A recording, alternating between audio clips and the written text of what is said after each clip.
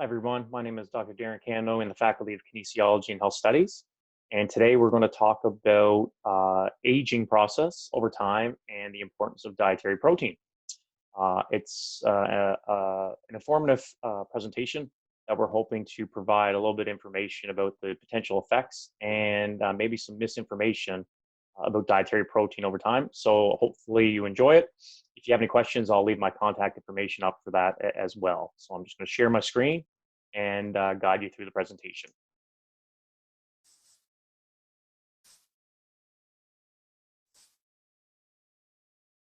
Okay, so what I figured I would do today is there's a bit of humor provided as well, but I titled it, "What would you like for your birthday?" Most people do not say that they want more protein, but I'll try to convince you, at least understanding the potential beneficial effects. If you want to follow me on social media, you can do so on Facebook, Instagram, or Twitter. And if you have any specific questions regarding this presentation a little bit later on, there's my email, darren.candow@uregina.ca. So this presentation is only for you if you plan on having more birthdays. So I think that's the goal of everybody that would be watching this a little bit of a presentation. There I am when I'm about 4 or 5 years of age. And if you were to see me now, you would have noticed that I have aged, hopefully successfully, but maybe I might need more protein when I was compared to younger. So what makes this so confusing for all the individuals watching, depending on your age? We see a lot of information on the importance of dietary protein, but we also get a lot of scare tactics or misinformation about the importance of protein.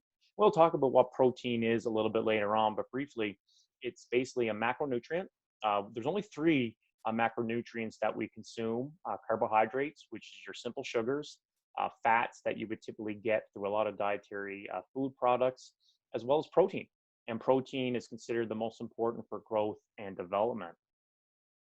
So some of the myths that we actually hear, and some of these you may be more familiar with, high protein diets actually have a negative effect on your liver and kidney function.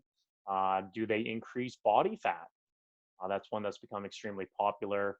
And there was some evidence a couple decades ago that protein, a really, really high protein diet, if you weren't consuming enough calcium, may have a negative effect on your bone health. And that has implications as we get older. And that's considered to be a myth now because protein linked foods can be beneficial. And of course, the big one I think that we're all familiar with, protein diets or high protein diets were only for bodybuilders. So there's many myths. You've probably heard of a lot more, but these are the main ones that come into play. We would consider these false based on a scientific method or research-based evidence. So today we'll give you some information about the potential effects over time. Brief history lesson. We go through a cascade of myths and different diets and information that come out all the time, and potentially why it makes it so confusing. So for example, on the top left-hand side, about 2 decades ago, fat was the biggest scare tactic when it came to food consumption. A lot of individuals would only consume fat-free products or reduce fat. And then as we get into the last decade, so to speak, everybody started to become scared of bread or carbohydrate-based foods that had to do with gluten, or the theory was that, well, if you eat a lot of bread, that may lead to body fat. And a lot of people said, well, they didn't want that, so they're going to totally cut bread out of their diet. Other individuals with something called celiac disease have to reduce gluten because it inflames some of the processes there. Based on your own dietary patterns, vegetarianism, ethical use of animals, a lot of individuals are now refraining from dairy. There's a new type of diet called the caveman diet, and that's leaning into the carnivore diet, where some individuals will only eat natural food products and animal products that they can naturally get through basic processes. And this is one that typically is more in the naturopathic areas, where we'll do a detox diet for anywhere between 5 to 7 days. Now, keep in mind for those listening, if you have a healthy kidney and liver, you're actually detoxifying your body all the time. So those organs actually detoxify any foreign particles or toxins, so to speak, that you have coming in the body. So it actually is impossible when someone says, let's sweat out toxins or detoxify the bloodstream. If they were at a really high amount, you would have to get medical help almost immediately. So there's a lot of myths and falsities that we hear about. And my job today is to provide you a little bit of information on dietary protein and the potential beneficial effects that it can have. So where are we getting our information? Well, if you look at the cartoon of me on the left-hand side, I don't appear to be that reliable when you see all these individuals, and specifically celebrity actresses and celebrity individuals, even with medical training on TV. But I think a lot of times you get a lot of information from, I wouldn't say non-educated, but individuals that may not have the credentials, such as myself. I've gone to university for 10 years and dedicated my research career to understanding the effects of nutrition and physical activity on cellular health. But some individuals will profit and may not have any medical or research background, but yet when they go to promote a certain product, that can lead to something called quackery, where they're promoting a product that may or may not have research to back it. So it is really important that, yes, sometimes you can listen to individuals on the right-hand side. More times than not, I would like to try to stress to really base your evidence or your opinion on scientific literature and research-based or medical-based professionals. So let's talk protein. For most of us, we probably know what protein is, or at least have heard it, or can identify with some of these food groups. So it's primarily found in animal-based products, red meat, seafood, poultry, but it's also substantially found in vegetable-based products as well. Quinoa, tofu, your legumes, nuts, and of course, we're familiar with bovine or dairy milk. So anytime we're eating one or a multiple combination of these food products, we're getting something in our diet called protein. It's a macronutrient. It's highly involved in growth and development, and it likes to build things up in our body, everywhere from muscle to bone to normal cellular health. It increases muscle mass, which is extremely important as we get older. And just as importantly, it increases strength, or your ability to produce force in a maximal effort. A lot of individuals would be familiar with the term endurance. This is the ability to repeatedly contract your muscle over time. Muscle power, that's an explosive burst, very commonly held with athletes, as well as muscle recovery, your ability to recover more frequently and more optimally over time. And some of the cellular aspects of this is that it decreases muscle protein breakdown. So when you're exercising, picture dumbbells or barbells, and the next day you feel sore, well, that's actually a good thing within moderation. If you suffer or feel a little bit of soreness or stiffness, that's meaning that your muscles have broken down a little bit, and then they will recover over time. However, as we get older, we see that there's a greater decrease or increase in muscle protein breakdown that can lead to more inflammation or extended muscle soreness. So past the age of 40, we see that our recovery is just not where it was when we were at the age of 20 or so. And unfortunately, that can decrease the ability to continually exercise on a more frequent basis. So why is this so important? Well, I'll give you an example of a picture that would basically summarize most individuals under the age of 40. And this is basically a big MRI scan of the human leg. And what you can see here is the bright white cylinder. This would be your big humerus bone in the upper leg. It's very dense, very strong. And this yellow shading around it, looking like an interspersed shape, that's actually your skeletal muscle. This allows you to walk, run, jog, things like that. And above that and intertwined, which is really important to understand, is this red shape, which is called fat. So all skeletal muscle, including bone, tendon, and around the joint area, would have a combination of these. So you see your bone is very dense when you're younger, very difficult to break. You have this precious skeletal yellow muscle mass that's really precious and crucial as we get older. And then, of course, you have this red subcutaneous or body fat that's sort of cushioning or surrounding your muscle and joint. However, as we get older, we see some dramatic effects that occur, especially if you're inactive. So if you're inactive later on in life, and this is a typical picture of when you're 50, 60, 70, when those individuals are inactive, you can see quite a bit of change in the same person.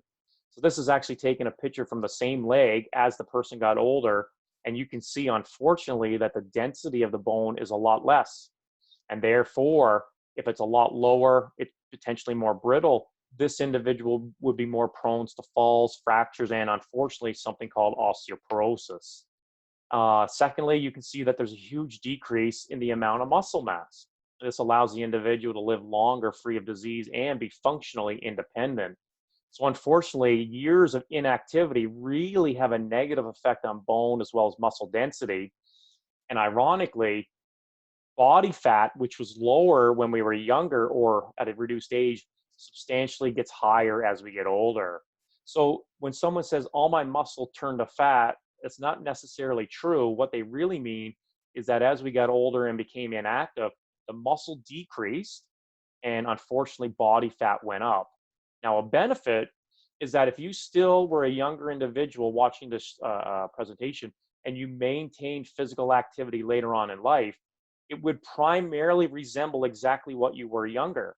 So we sort of say exercise acts as the fountain of youth to the muscle and bone. So what I would highly encourage you to engage in weight bearing or resistance training and aerobic exercise and do that for the rest of your life. Because the last thing you want is to accelerate the aging process. And this occurs in all the areas of the body. And this can lead, unfortunately, an increase in fat to a lot of metabolic diseases such as type 2 diabetes, obesity, and metabolic syndrome. So if that is can't really elaborate or visualize how it affects, next time you're at a grocery store, this is sort of a humorous way to differentiate it. This is a tenderloin steak. They're super expensive. They're usually the most expensive at a steakhouse or grocery store. And this would be the young muscle. So if we go back here, this is an example here on the left, the young muscle, and we'll say this is the aged muscle on the right. So when we look at the young muscle, we can see that it has a lot of muscle mass, very low intramuscular or fats that are in the muscle, as well as fat surrounding it. And just like the older muscle under the MRI, which is a fancy medical device, there's some steaks that you would find at a grocery store that appear aging. And this is kind of example or resembling what we have. You can see there's more fat and there's more of a marbling effect. So remember, we want more red, but more marbling effect inside the muscle means that there's more fat taking the place of muscle. So if you were to take all the fat away, you'd be left with a little or a smaller amount of muscle, which is not what we're looking for. To parlay this basically into how a human would look, we're all familiar with Arnold Schwarzenegger, probably one of the most genetically elite bodybuilders on the planet. So in his younger age, you would see phenomenal muscle mass, bone mass, and low body fat. But even with Arnold, as he gets older and becomes a little bit more inactive, you can see that the biological process of aging has accelerated. He still has substantial muscle mass, but he also has now an accumulation of body fat. So then this is going to happen to everybody on the planet. Hopefully these individuals can actually exercise more often to resemble a more younger muscle quality. So the aging process, so you take some a digital app and sort of look at the process over time. So here I am when I'm a younger individual, and as I progress from young to aging, and this was done with a digital app, you can see I start to lose my hair, so hormonal regulation, just a biological process, hair coloring is changing. And most individuals say, well, geez, when I'm growing, I would probably need more protein over time. And we thought that for many decades. And then in the middle age, we probably would need the maximal amount. But as I get older, maybe when I'm 70 or 80, I probably need a lot less. And for the longest time, most people would accept that. Since you're typically inactive as you get older, you may require less protein to build or maintain the muscle. But what if we were actually incorrect? Well, here's why we think we were. From the age of 40, adults lose about 8% of their muscle mass per decade. So that is substantial. Think of your parents in their 50s, grandparents 60, 70, 80, all the way up to the age of 100. They're losing substantial muscle. And when you lose muscle, you also lose muscle strength or your ability to live longer free of disease or functionally independent. So sadly, we lose muscle, we lose strength, and what we don't usually specifically talk about is when you're losing muscle, you're losing that precious tissue that is pulling on your bone system. and therefore you lose bone over time. So the biological process of aging is usually negative. We actually see a lot of things deteriorating. So that's why I'm trying to promote strategies to maintain or potentially increase muscle mass and over strength. And lo and behold, with all the research that we have, and especially in our faculty, we think that resistance training, this will be your typical dumbbell, barbell, machine-based weight training sessions, or any weight-bearing exercise, anything that causes load to your body, so shoveling the driveway in winter is very strenuous, and that can have some beneficial effects to your muscle mass. But we would love to put resistance training or the properties of resistance training into a pill. We don't think that's ever going to be possible, and nor do we want that, because you get so many more benefits of resistance training, or in other terms, weight training to the body. So yes, you get an increase in strength and power. You get an increase in cognitive or neuromuscular activation. We know most athletes will perform weight bearing or weight training, get an increase in sports performance. We do start to see a lot of individuals say they're suffering less injuries. They don't seem to become as injured when they perform weight training or resistance training. And then, of course, fat-free mass is simply meaning an increase in muscle mass. So a lot of times when a lot of individuals' New Year's resolution, or for whatever reason, they start to perform weight training or lift weights, you probably get an increase in all of these. And the goal is that you get an increase in long-term development. So there's no real natural substitute for weight training. Aerobic exercise is really beneficial, but aerobic exercise may not give you the plethora of benefits that weight training can do as well.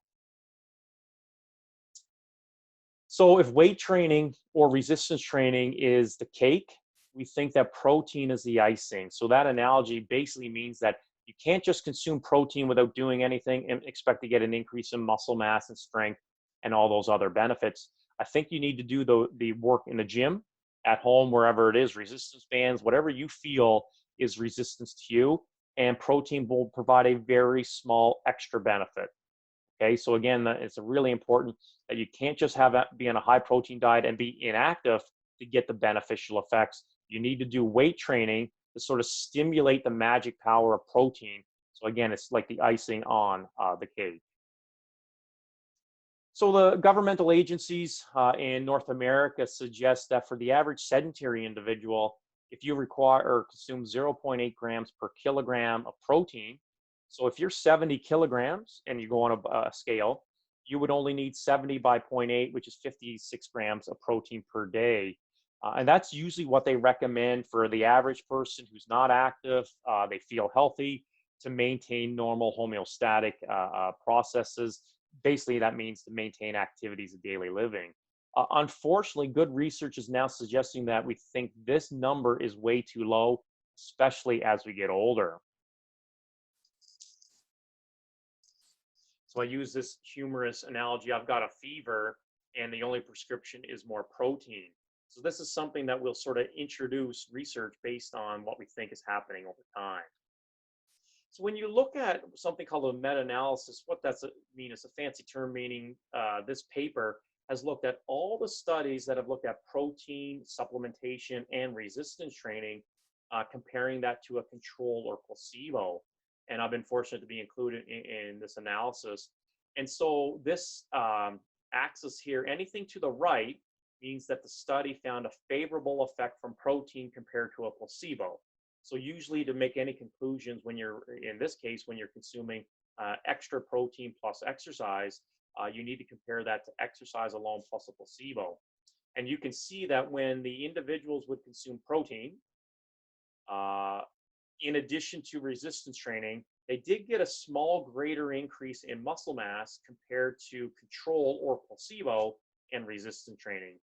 Basically, going back to the previous slide, that the addition of protein to your weight training program will give you a small beneficial effect. And this could be 1 to 3 kilograms of muscle mass over time. For the young athlete, that could be really important.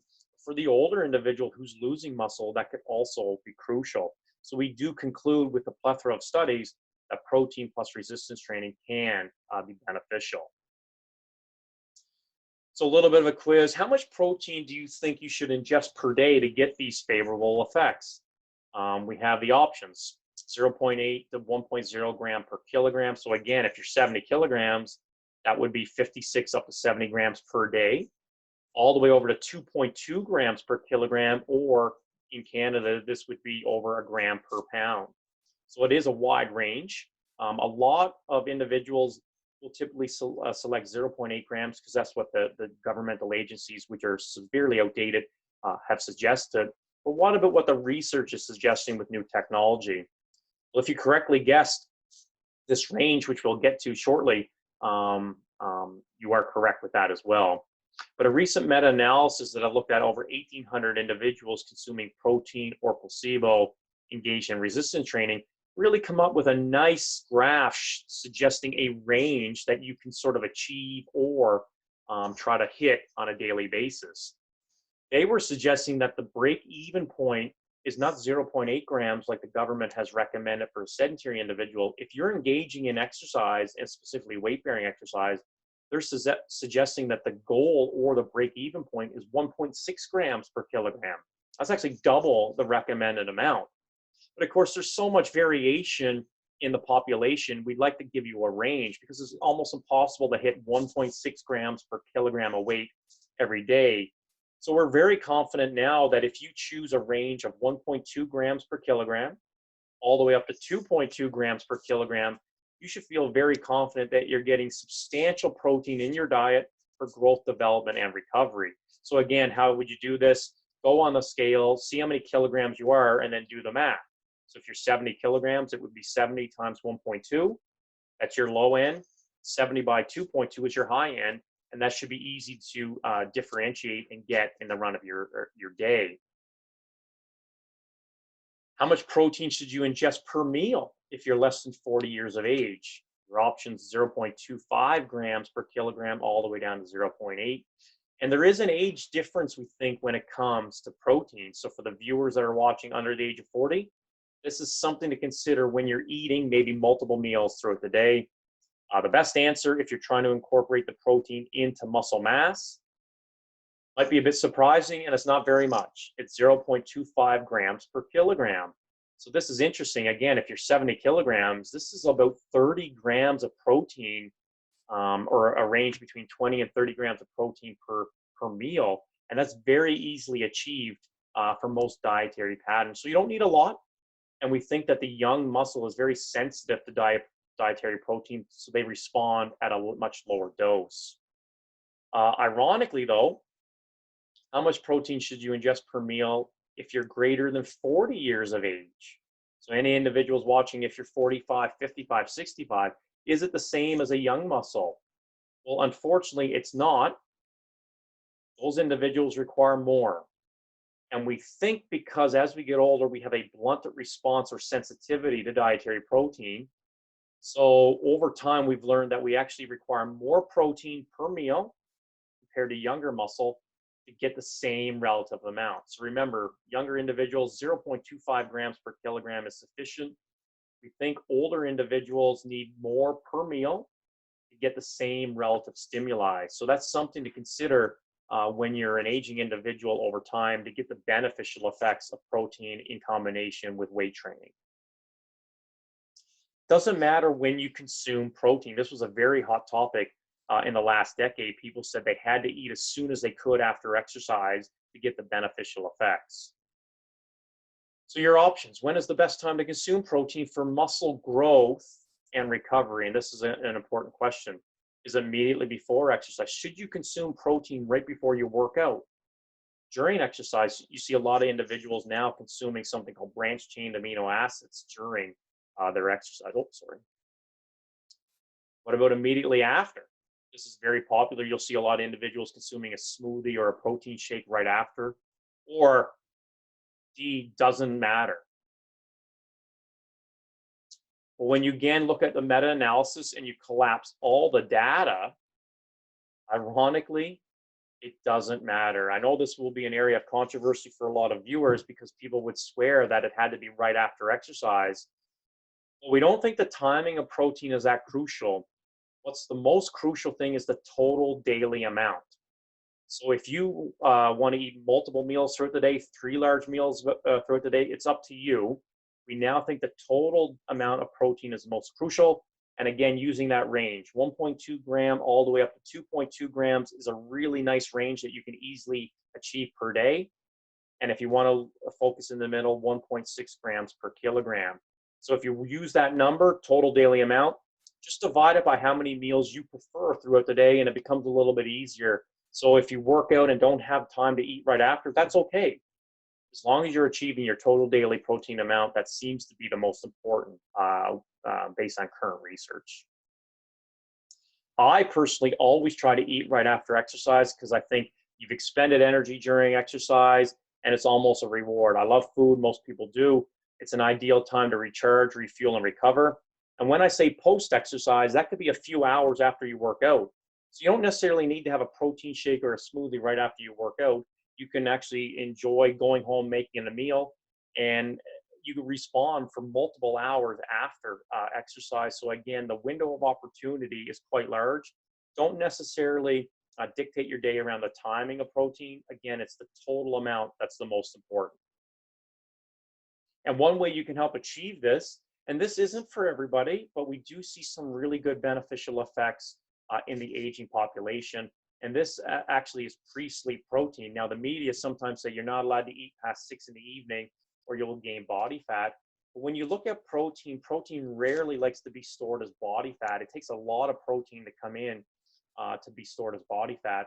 But there are accumulating research suggesting that protein ingestion, about 30 to 40 grams, so that's a substantial dose, consumed within or less than 1 hour prior to sleep, may have a beneficial effect on recovering the muscle over the bedtime hours. And the majority of this research is in aging individuals. So there is potential to have a beneficial effect if you had a bowl of yogurt within an hour before going to sleep or a glass of milk. The downfall is a lot of people say they can't do it because it causes an upset stomach or they don't like eating right before bed. So this is just a strategy that I'm giving you information that it can work. It can be incorporated into your multiple meals throughout the day. And I think the easiest way to achieve this is a large glass of milk or having a protein shake shortly before going to bed. And it has been shown to be effective. But again, some people are lactose intolerant, so they may have to come up with another type of protein food source. And this is a substantial dose. So again, it's not for everybody, but for those who can handle it, you may want to give it a try. And it has been shown to be effective. What about the source of protein? A lot of vegetarians watching, a lot of omnivores individuals watching, or specific dietary restrictions. Well, if it's a complete protein source, that means it has all 20 amino acids, specifically the 9 essential that are required from food products. Now, for those watching that consume animal proteins, this would be dairy, seafood, red meat, poultry, you shouldn't really have to worry about getting something called leucine. So leucine is the most important building block or spark plug in a protein food. It sort of acts as a spark plug of your car. It's required to start the process of building up your muscle. And so you want to try to focus on proteins, food sources that have a high amount of leucine. Very, very rare do our food products list the amino acids, which are the building blocks of your protein, but you can find these on your commercial dietary supplements. So if you take soy protein or whey protein or casein, it will list that. I will say that it is important. You may not need to pay attention too often if you're consuming the total daily amount that's been recommended. And you consume dairy or animal products. They have the highest concentration. For those vegetarians watching, you may have to do a little bit of homework and trying to combine some type of food products to make sure you're getting your adequate amount of leucine. On a daily basis, 10 to 15 grams seems to be substantial to maintain or give you those beneficial effects. But food products have the highest concentration. Well, luckily for anybody who's consuming dairy and or bovine milk, whey and casein have the highest concentration per 25 grams of protein, but soy also has a key area. So I like to suggest this is that if you do consume milk, it's a liquid, it's an easy strategy to get throughout the day, and it is comprised primarily of whey and casein protein, and of course that will have a high leucine concentration. So milk is a really effective dietary strategy to get high quality protein, also incorporating leucine into the diet. But if you're lactose intolerant, you don't consume milk, you need to look at the profile of other types of milk, whereas almond milk or coconut milk, oat milk, things like that will have a low concentration. So you may need to do a little bit of homework to find out a good complement over time. And finally, protein pacing. Obviously, you can't consume the total daily amount of protein into one meal. You're just not going to absorb it. So if you went to Las Vegas and you saw a hamburger like this, if you're lucky enough to get through that, you're not going to be able to absorb all that precious protein. It's financially very expensive, and metabolically that would take a lot of work to get through. So how do you divide up your protein into a nice equal distribution so that you absorb all the protein ideally into the muscle, and you can use that to build bigger, stronger, and healthier muscle? Well, our muscles can only take in or absorb so much. We digest all the protein that's consumed, but it seems like our muscles sort of have a maximal ceiling that they can do. So we'd like to promote an equal distribution of dietary protein throughout the day. So again, if you're getting 1.2 grams as the low end all the way up to 2.2 grams, you can divide that up maybe into 4, 5, or 6 small meals, and therefore you're dividing that up into a 30 to 40 gram a serving of protein per meal. So it takes a little bit of preparation and work, but it's easily done. So in summary, I think if you're less than 40 years of age, 0.25 grams per kilogram is an easy target and strategy per meal. Again, you're trying to hit that total daily amount. If you're over 40, it just requires a little bit more to get the same relative stimulus. The frequency, breakfast, lunch, supper, maybe post-exercise, pre-sleep. That's a 5 meal a day. But again, if you like to eat 10 snacks per day, it's irrelevant as long as you're getting your total daily amount, which is down here. I'd like to err on the caution to try to be around the high end. I think protein provides a lot of numerous benefits in addition to muscle throughout the body. So if you don't like using kilograms, a gram per pound is a maximal amount that you can utilize if, and again, I reiterate this, if you're an exercising individual, I don't think anybody on the planet could utilize more than a gram per pound on an effective rate over time. Please emphasize complete foods. You get numerous benefits by eating food in addition to protein. Protein supplements can just have specific ingredients, but you get a social beneficial effect by eating food with other individuals. You get more nutrients, and the body digests and absorbs foods over time. If you do have the focus on a protein supplement, make sure that it has a high concentration of leucine with that as well. So some take-home points. The amount of protein per serving is important. However, the most important is the total daily amount. The source of protein doesn't really matter if the total daily amount is achieved, okay? So I think if you're focusing on the total daily amount, type of foods you're eating are irrelevant per se because you're going to hit that maximal amount of leucine. I'd like you to emphasize equal distribution of protein. Maybe eat 3 or 4 meals out the day and a couple snacks. That's an easy way to achieve this total daily amount. Don't worry if you don't have a protein shake pack with you or you don't have time to eat immediately after exercise. That's not necessarily as important as we once thought. And if you're willing to try, a pre-sleep protein can be a really effective way to recover the body over time and get you ready for the next subsequent exercise bout. So I want to thank you for your time. If you have any questions, there's my email again at the bottom. And I do try to post on a regular basis the nutrients and things like that over time. So have a great day, and thanks so much.